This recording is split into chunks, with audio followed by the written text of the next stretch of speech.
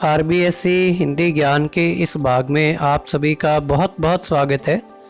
आज हम छायावादी काव्यधारा के प्रमुख कवि सुमित्रानंदन पंत की कविता वे आँखें के प्रश्नों का अध्ययन करेंगे। देखिए, प्रथम प्रश्न, अंधकार की गुहा सरीखी उन आँखों से डरता है मन। क प्रश्न, आमतौर पर हमें किन बातों से डर लगता है। कविता के अनुसार सामान्य रूप से हमें अपने किसी प्रियजन के अनिष्ट की आशंका अर्थात उसकी मृत्यु, दुर्घटना, अपमान आदि से डर लगता है। प्रश्न ख, उन आँखों से किसकी ओर संकेत किया गया है। यहाँ कवि ने किसान की दुख से व्याप्त हुई आँखों की ओर संकेत किया है, क्योंकि किसान की आँखों के समक्ष ही उसकी खेती, उसका घर द्वार, उसका पुत्र एवं पुत्रवधू, पत्नी व बेटी सभी समाप्त हो चुके हैं। अब उसका कोई सहारा नहीं है, इसलिए वह निराश। प्रश्न ग, कवि को उन आँखों से डर क्यों लगता है। कवि को उन आँखों से इसलिए डर लगता है क्योंकि किसान की उन आँखों में घोर निराशा और दुख व्याप्त है। प्रश्न घ, डरते हुए भी कवि ने किसान की आँखों की पीड़ा का वर्णन क्यों किया है।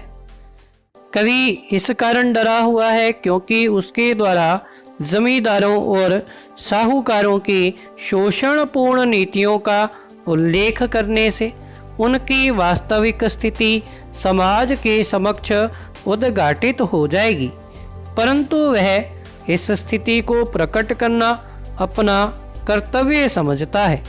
प्रश्न ड, यदि कवि इन आँखों से नहीं डरता, क्या तब भी वह कविता लिखता। यदि कवि किसान की आँखों से नहीं डरता तो भी वह अपने कवि धर्म का निर्वाह करते हुए किसी भक्ति प्रदायक काव्य की रचना करता, क्योंकि समाज की वास्तविक स्थितियों का उद्घाटन करना कवि का धर्म है। प्रश्न 2, कविता में किसान की पीड़ा के लिए किन्हें जिम्मेदार बताया गया है। कविता के माध्यम से कवि सुमित्रानंदन पंत ने किसान की पीड़ा के लिए जमींदारों, साहूकारों को जिम्मेदार बताया है, क्योंकि वह किसान जो अब तक अपने खेतों का मालिक था, वह किसी विपत्ति की स्थिति में जमींदारों से प्राप्त धन के लगान अथवा कर्ज को चुकाते चुकाते अपना सब कुछ खो बैठा है। अपने ही खेतों से उसे बेदखल कर दिया गया है। उसका घर द्वार, उसके प्रिय जानवर, पुत्री, पुत्र, पुत्रवधू सभी उसकी आँखों के समक्ष समाप्त हो गए हैं, परंतु वह उन्हें बचा नहीं सका और स्वयं भी कष्टपूर्ण जीवन व्यतीत कर रहा है। प्रश्न 3, पिछले सुख की समृद्धि आँखों में क्षण भर एक चमक है लाती। इसमें किसान के किन पिछले सुखों की ओर संकेत किया गया है। यहाँ पिछले सुख की समृद्धि उस समय के बारे में कहा गया है जब किसान अपने खेतों का स्वयं मालिक था, जब उसके पास खेत जोतने के लिए बैल और दुग्ध दोहने के लिए गायें थी। उस समय वह अपने हरियाली से युक्त खेतों को देखकर प्रसन्न हुआ करता था। प्रश्न 4, संदर्भ सहित हास्य स्पष्ट कीजिए। प्रश्न का, उजरी उसके सिवा किसे अब पास दुहाने जाने देती। प्रस्तुत पंक्ति के माध्यम से कवि ने गाय की दुर्दशा का चित्रण किया है। किसान की उजरी नामक गाय अपने मालिक से अतिशय प्रेम करती थी और वही किसान उस गाय का दुग्ध दोहन का कार्य करता था।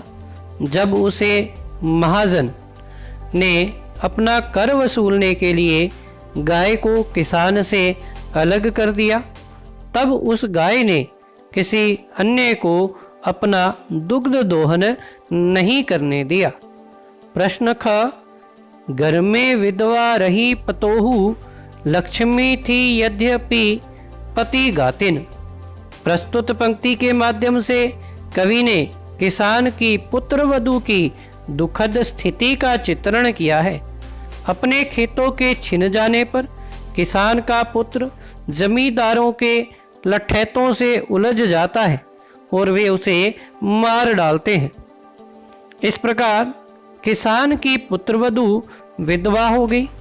इसमें उसका कोई दोष नहीं था, परंतु फिर भी उसे पति गातिन कहकर अपमानित किया गया।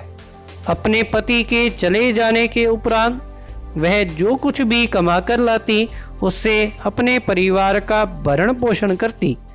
इस प्रकार वह लक्ष्मी होते हुए भी अभागिन बनकर रह गई। प्रश्न ग, पिछले सुख की स्मृति आंखों में क्षण भर एक चमक है लाती, तुरंत शून्य में गढ़ वह चितवन, तीखी नोक शून्य बन जाती।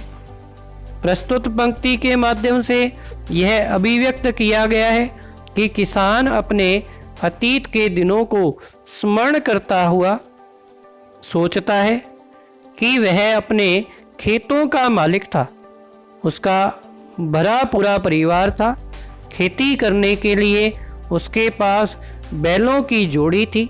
दुग्ध दुहने के लिए उसके पास गाय थी।